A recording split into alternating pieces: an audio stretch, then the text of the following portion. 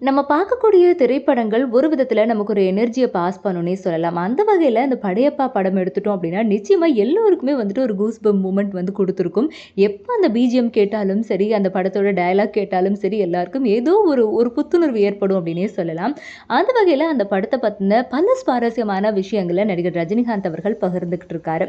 இந்த படம் வந்துட்டு முழுக்க முழுக்க வந்து ஜெயலலிதா அவர்கள மையமா வச்சு எடுக்கப்பட்ட படம் அப்படின்னு சொல்லியும், அவருக்கு வந்து இந்த படம் பார்க்க அனுப்பவே வேண்டான்னு நிறைய பேர் பயந்ததாகவும் நிறைய இடங்கள்ல புரளி கிளம்பியிருந்தது. ஆனா, அது எல்லாத்துக்கும் முற்றுப்புள்ளி வைக்கக்கூடிய வகையில அன்னைக்கே நான் பதில் சொல்லிட்டேன். பட் இன்னைக்குமே கூட நான் அததான் சொல்றேன் அப்படின்னு சொல்லியும் ரஜினிகாந்த் அவர்கள் சொல்லியிருக்காரு.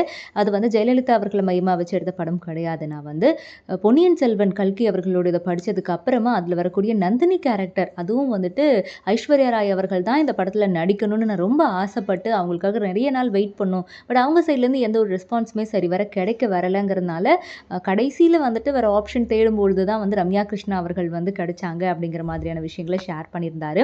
இந்த படத்த எடுத்த சமயத்துல ஜெயலலிதா அவர்கள மையமா வச்சு தான் நீலாம்பரி பாத்திரமா அப்படின்னு நடந்த புரளிக்கு நான் 1996லயே வந்துட்டு அவங்களுக்கு எதிரா பேசியிருந்தேன். படம் வெளியானதுக்கு அப்புறமா ஜெயலலிதா அவர்களும் வந்து அத பார்க்கணும்னு ஆசைப்பட்டாங்க. ஆனா அவங்களுக்கு காட்ட வேண்டாம் அப்படின்னு சொல்லி சிலர் பயந்தாங்க. இதுல என்ன இருக்கு? இது ஒரு படம் தானே, ஏன் இப்படி பண்றீங்கன்னு சொல்லி நான் ரீல வந்துட்டு பாய்ஸ் கார்டனுக்கு அனுப்பி வச்சேன். அவங்களும் படம் பார்த்துட்டு ரொம்ப நல்லா இருக்கு அப்படின்னு சொல்லியிருந்தாங்கன்னு சொல்லி ரஜினிகாந்த் அவர்கள் பகிர்ந்திருக்காரு. கடந்த 1999வது வருஷம் கே.எஸ். ரவிக்குமார் இயக்கத்துல படையப்பா திரைப்படம் வெளியாச்சு. இந்த படத்துல ரஜினிகாந்த், மறைந்த நடிகை சௌந்தர்யா, மறைந்த நடிகர் திலகம் சிவாஜி கணேசன், வில்லியாக வந்து ரம்யா கிருஷ்ணன், நாசர், செந்தில், ரமேஷ் கண்ணா, லக்ஷ்மி, ராதாரவி உள்ளிட்ட பலரும் நடிச்சிருப்பாங்க. இந்த படத்திற்கு ஏ.ஆர். ரஹ்மான் இசையமைச்சிருந்தாரு. படத்துல வரக்கூடிய எல்லா பாடல்கள், காட்சி அமைப்புகள் ரொம்பவே பெயர் போனவைன்னே சொல்லலாம். ரஜினி அவர்களுடைய திரைப்பட வரலாற்றுல ரொம்ப முக்கியமான திரைப்படங்கள்ல படையப்பாவும் ஒண்ணு. இந்த படத்திற்கு ஸ்கிரீன் பிளே வந்து கே.எஸ். ரவிக்குமார் அவர்கள் பண்ணியிருப்பாங்க. படையப்பா படம் வந்து முழுக்க முழுக்க என்னுடைய ஸ்டோரி அப்படின்னு சொல்லியும் ரஜினிகாந்த் அவர்கள் சொல்லியிருக்காரு. இதுல குறிப்பா இந்த படத்தினுடைய டைட்டில் வந்துட்டு நான் தான் சொன்னேன். என்ன படையப்பா அப்படின்னு சொல்றீங்கன்னு சொல்லி கே.எஸ். ரவிக்குமார் அவர்கள் வந்து ரொம்ப பழைய இதுவா இருக்கு. இதெல்லாம் வச்சு கிண்டல் பண்ணுவாங்களா? பட, சொறி, சிறுங்கன்லாம் ஏதாவது கிண்டல் பண்ணிருவாங்களோ? அப்படின்லாம் நான் வந்து அவர் என்கிட்ட கேட்டாரு.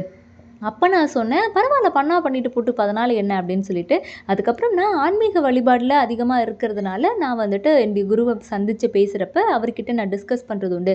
அப்படி நான் பண்ணிட்டு இருக்கும்பொழுது வந்து அவர் சொன்னாரு, "இது வந்து ஆறுபடை முருகன் அவருடைய பேராச்சேன்னு" சொல்லிட்டு. அதுக்கப்புறமா தான் நாங்க அந்த வேல் இமேஜஸ் எல்லாமே அந்த சீன் எல்லாமே வச்சு பண்ணணும் அப்படின்னும், அண்ட் சிவாஜி கணேசன் அவர்கள் பத்தியும் நிறைய நிகழக்கூடிய விஷயங்களையும் வந்து அவர் பகிர்ந்துட்டு இருக்காரு. அதுல அவர் ரொம்ப வந்துட்டு தன்னை என்கரேஜ் பண்ணதாகவும், குறிப்பா வந்து முழுக்க முழுக்க படம்னு சொல்லி சுத்தாம, இடையில வந்து இருக்கக்கூடிய ஃப்ரீ டைம்ல வந்துட்டு நீ நிறைய ஆன்மீக பயணங்கள் மேற்கொள்ற. இது ரொம்ப நல்ல விஷயம். நான் ரொம்ப தப்பு அப்படின்னு ஆரம்பத்துல சொன்னேன். பட் இப்ப நான் வந்துட்டு அத உணர்றேன். நீ பண்றது ரொம்ப நல்ல விஷயம் அப்படின்னு சொல்லி என்ன பாராட்டினாரு அப்படின்னு சொல்லியிருந்தாரு. அதேபோல சாப்பாடுமே வந்து மதியம் ரஜினிகாந்த் அவர்கள் சாப்பிட மாட்டாராம். ஆனா சிவாஜி கணேசன் அவர்கள் வந்துட்டு நிறைய வெரைட்டிலாம் இருக்கு. ஏன் சாப்பிடுறது இல்ல அப்படிங்கும்போது, பரவால்ல நீ ரொம்ப நல்லா வந்து உடம்ப மெயின்டெயின் பண்றேன்னு சொல்லி என்ன பாராட்டியிருக்காரு. இந்த விஷயத்த அப்படியே பிரபு அவர்களுக்கும் சொல்லுன்னு சொல்லி கிண்டலா கூட சொல்லியிருக்காருன்னு சொல்லியுமே கூட ரொம்ப அழகா அத பகிர்ந்திருந்தாங்க. அண்ட் இந்த படம் இப்போ வந்துட்டு ரஜினிகாந்த் அவர்களுடைய 75வது பிறந்த நாள் வரக்கூடிய 12ஆம் தேதி வருது. அத அடுத்து இவருடைய நடிப்பில வெளியான இந்த சிறந்த திரைப்படத்துல ஒண்ணா இருக்கக்கூடிய படையப்பா திரைப்படம் வந்து மறுபடியும் ரிலீஸ் பண்ண போறாங்க. இதை அடுத்து வந்து படையப்பா படம் எப்படி எடுக்க போகுது, நீலாம்பரி கேரக்டர் வந்து எப்படி ரம்யா கிருஷ்ணா தேர்வு செஞ்சாங்க, இந்த மாதிரி பல விஷயங்கள வந்துட்டு அவர் நிறைய நிறைய வந்து சொல்லிக்கிட்டே இருக்காரு. ரொம்ப இன்ட்ரெஸ்டிங்கா இருக்கு அந்த விஷயங்கள் எல்லாம் கேட்கவே. எல்லாருமே வந்துட்டு இத பார்த்து ரொம்ப சந்தோஷப்பட்டதோடு இல்லாம, ரஜினிகாந்த் அவர்களுடைய ரசிகர்கள் எல்லாருமே ரிலீஸ்க்காக வெயிட்டிங். எப்பவுமே உங்களுடைய படம் வர்றதுக்காக வெயிட் பண்ணுவோம். இப்ப படையப்பா ரிலீஸ்க்காக வெயிட் பண்றோம் அப்படின்னு சொல்லி ரொம்ப சந்தோஷமா பகிர்ந்துகிட்டு இருக்காங்க. கூடவே வாழ்த்துக்களையும் தெரிவிச்சுக்கிட்டு இருக்காங்க.